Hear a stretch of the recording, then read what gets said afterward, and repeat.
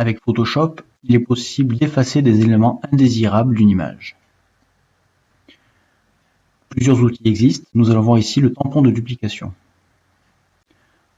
Ce tampon de duplication, je l'obtiens en cliquant dans la barre d'outils de gauche et en sélectionnant Outils, tampon de duplication.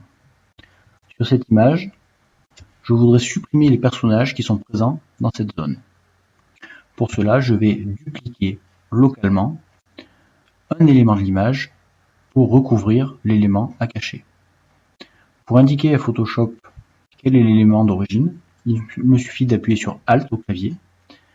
Mon curseur prend alors la forme d'une cible.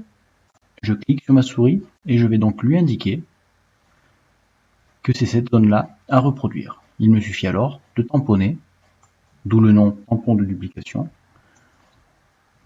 sur la zone à cacher. Pour que le résultat soit le meilleur possible, il est conseillé d'aller chercher des éléments de l'image à différents endroits pour éviter de reproduire un motif répétitif et donc cacher au mieux le trucage que l'on aura effectué sur Photoshop.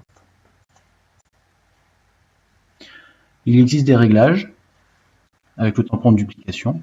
Lorsque mon tampon est activé, j'ai en haut, ici, la possibilité de régler l'épaisseur qui correspond en fait au diamètre de mon tampon.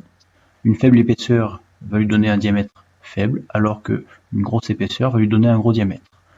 On va donc ajuster cette valeur en fonction de la taille de l'image et de la taille de la zone à dupliquer. La dureté, une dureté faible va lui donner des bords très marqués, tandis qu'une dureté élevée va lui donner des bords estompés.